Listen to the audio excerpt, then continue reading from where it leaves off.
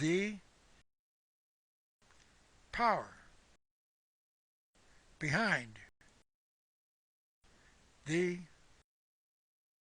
conspiracy, presenting the evidence that the top layer of the conspiracy ruling the world today is a body called the Great White Brotherhood. A presentation of Published Productions. Permission is hereby granted to make copies. My name is Ralph Epperson. I will be the one presenting this material. I have been researching the conspiratorial view of history for over 53 years. And I have published 4 books on the subject and produced 22 DVDs, many of which are posted on the internet. I have been fortunate to have lectured in 91 cities in 31 states, and then in seminars all over the United States. And perhaps the most frequently asked question is, who are the they in this conspiracy? Who is in charge? And for many years I was unable to answer that question with any authority. That changed, however, when I was introduced to a group of men who called themselves the Great White Brotherhood in about the year 2010. And now I believe that they are the power that runs the entire worldwide conspiracy. However, I was reluctant to reveal just who these individuals were, simply because I was having trouble getting people to believe that the Council on Foreign Relations was perhaps the most powerful organization of them all. And they have played a major role in controlling America. They were formed in about 1920, and they now have extended their membership to over 5,000 people. For instance, I seem to remember that President Bill Clinton named over 100 members of this organization to positions in his administration, and in fact he was a member as well. But finally, people who were supportive of my material kept asking me to identify the top layer of this conspiracy, and I have decided to make what I have discovered available to the public. I will say that the overwhelming majority of those asking will admit that they have never heard of the Great White Brotherhood, nor are they aware of any of the individuals inside of it. And that is understandable, because they are really not known even in the circle of historians in the research of the subject that I am a part of. Let me start by making this statement. I'm asking you to become a member of a jury, and then I will explain that as a juror you will be asked to disregard your previous thoughts about the issue and listen openly to both sides, and then I shall ask you for a verdict. You have heard the defense for your entire life, and I will briefly state the case for the prosecution. So this will be a short examination of some of the people who have published on the subject and are in support of the Brotherhood. I'm only going to cite the books written by 2 sources, and both of these are in support of the Great White Brotherhood. And their conclusions are based upon their personal experience with this organization. The first of these is C.W. Leadbeater, who lived from 1854 to 1934. This is taken from his book entitled Freemasonry and its Ancient Mystic Rite. C.W. Leadbeater was a clergyman with the Church of England and later became under the leadership of Helen Blavatsky a theosophist. And this comes from Wikipedia on the internet. Originally a priest of the Church of England, his interest in spiritualism caused him to end his affiliation with the church in favor of the Theosophist Society, and he became an associate of Annie Besant, and she later became the leader of the society. He wrote 69 books. The full name of Helen Blavatsky is her real name of Helena Petrovna Blavatsky. And these are some of her ideas from her biography in Wikipedia. Helena Petrovna Blavatsky was a Russian occultist, philosopher, and author who co-founded the Theosophist Society in 1875. These are comments made about Annie Besant from Wikipedia. Annie Besant became a member of the Theosophist Society and became became a prominent lecturer on the subject. I am in no way endorsing the Theosophist Society, but I am only discussing it because it is related to Mr. Leadbeater. Now I will return to his writing.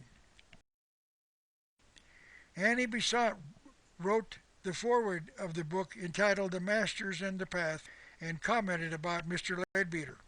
The book written by my honored colleague is only an honest account of things seen by the writer. In other words, she was saying that Mr. Leadbeater was speaking the truth about his knowledge about the Great White Brotherhood because he had seen some of them personally.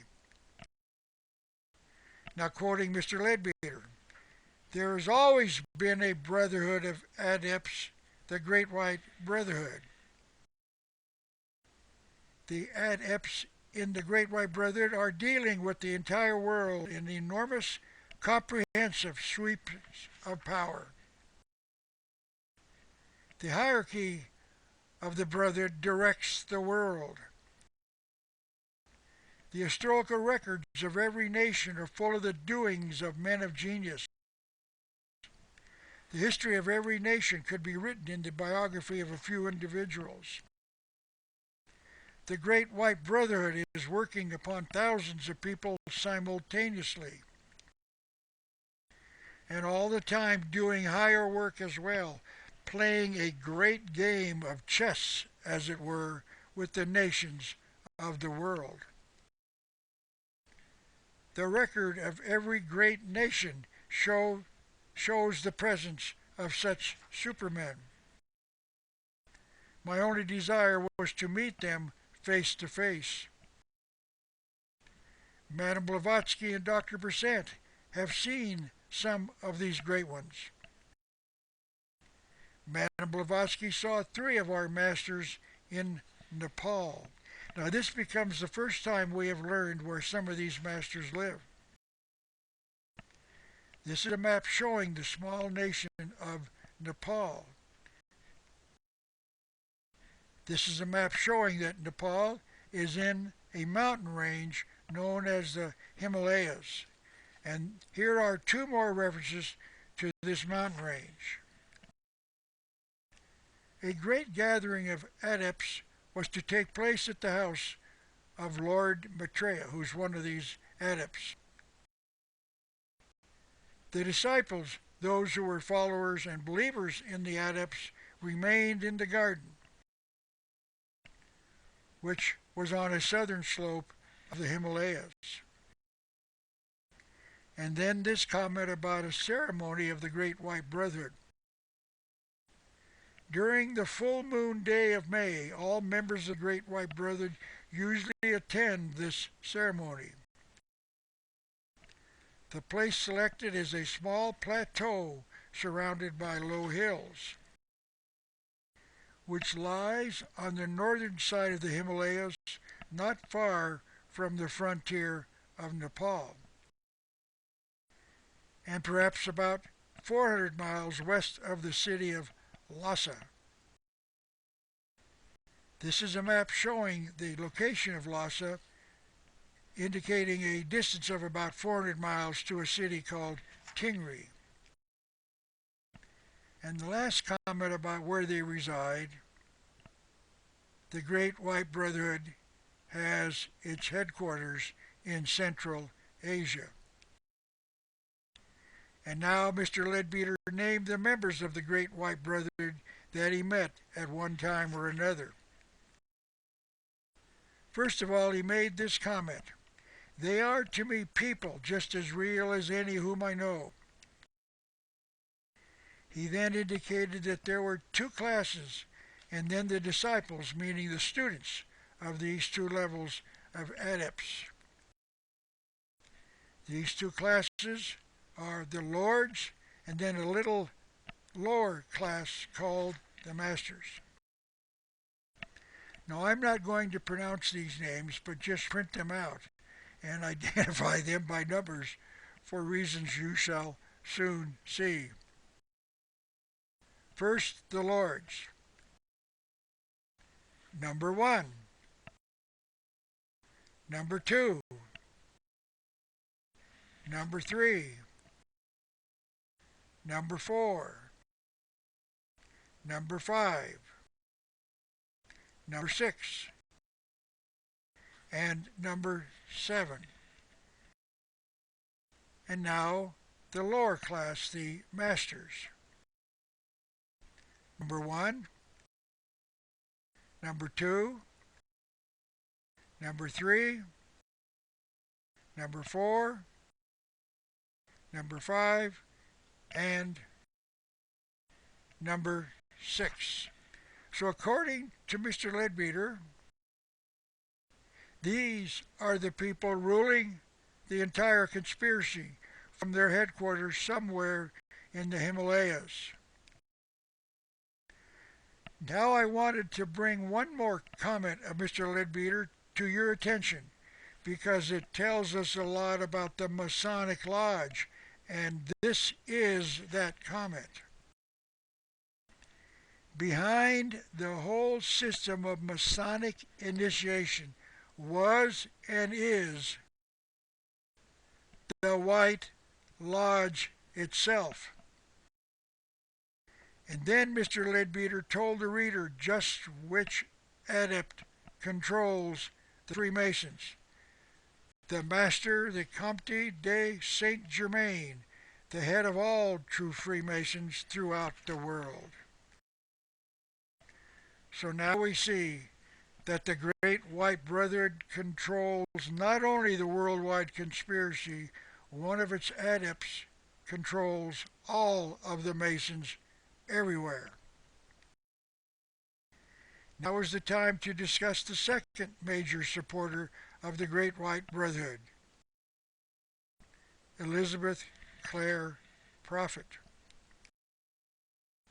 This biographical information comes from the back of her book entitled The Great White Brotherhood, published in 1975 and updated in 1976, 1977, 1983, and 1984. She is the anointed messenger of the Great White Brotherhood. As head of the Church Universal and Triumphant, she conducts conferences and seminars throughout the United States and abroad while continuing to publish the instructions of the Masters. Whenever I take the platform at Summit University, one or another of the Ascended Masters is giving enlightenment on a vast host of subjects. From what I understand, this is called channeling, meaning the Ascended Masters use her body to speak what they want her to say. On May the 1st, 1975, Church Universal and Triumphant was officially incorporated and has status as a corporation in the United States of America. This means she has turned the church over to the jurisdiction of the federal government. But even this is not the important evidence of the Great White Brotherhood. These were her thoughts about them taken from her book. First of all, she clarifies the use of the word white in their name with this comment: the word white refers not to the race, but to the white light that surrounds the sages and saints of all ages, who have risen from every nation to be counted among the immortals. She says that she and her late husband Mark Prophet had created the Summit University, which was a mystery school of the Great White Brotherhood founded by one of the adepts, and I'll pronounce it the best way I can, Gautama Buddha. She is quoted as saying, "For thousands of years, the path of going back to the center has been outlined by the teachers of the Far East." So here she gives us another clue as to where the headquarters of the Great White Brotherhood is. It is in the quote, the Far East, unquote. And later she provides us with a better location, the heights of the Himalayas. And these are her comments taken from the book. The masters of the Great White Brotherhood are people like you and me. And that, quote, whom the first Americans knew well, unquote. And here is the reason that the early Americans, meaning the Pilgrims and Puritans, knew something that is not common knowledge in the history books printed about the founding of America.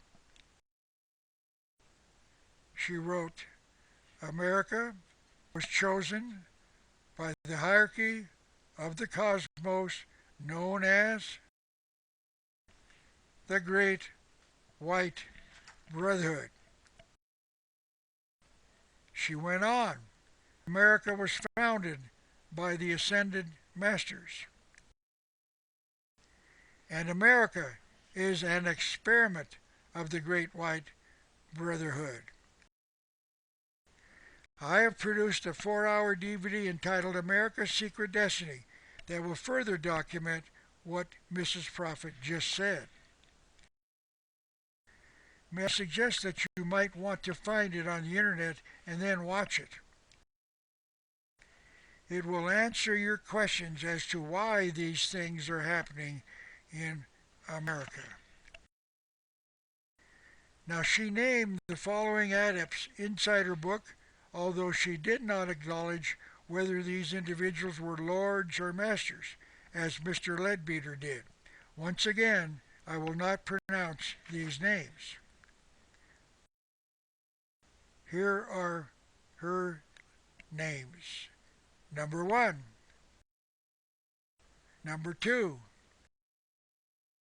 number 3, number 4, number 5, number 6, number 7, number 8, and number 9. However, she stated that there were 14 masters inside the Great White Brotherhood, but she did not name them.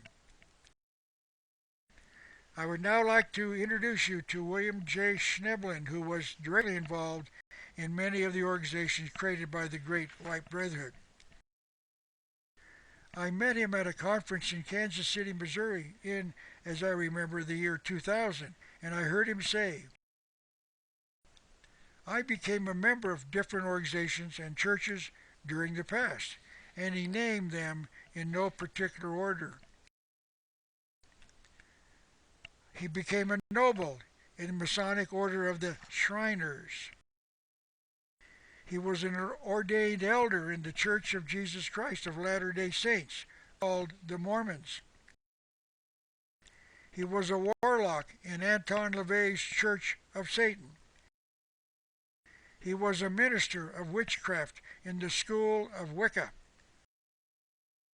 He was a sublime prince of the royal secret, meaning he was a 32nd degree Mason. He was a high priest in the Mental Science Institute of Minnesota. He was a priest of the Old Catholic Church of Holland. He was a priest in the Old Roman Catholic Church, the English Rite. And he was a master of the theological studies, a master of theological studies at St. Francis Seminary. And for the purist, he provided documentation for his involvement in these various organizations and churches in a little booklet entitled Mormonism's Temple of Doom, published in 1987. But perhaps his greatest thought was this one. Whenever he was told about the top layer in all of these associations, they each indicated that there were nine inside the top layer. Now let me return to the thoughts of Elizabeth Clare Prophet, because these comments are her most important ones. Those who represent the Great White Brotherhood have protection from the fallen one. Now let's put it all together. Those who represent the Great White Brotherhood have protection from the fallen one. Now the question becomes, who is the fallen one? She made two comments in response to that question. The fallen one, Lucifer himself, and Lucifer the fallen one. Lucifer is the name of Satan in the Old Testament of the Bible. So when all of this is considered from people who should know, because they are in support of it, we have discovered the Great White Brotherhood is the top layer in a 6,000-year-old conspiracy that is led by Lucifer, also known as Satan or the devil. The evidence demands a verdict.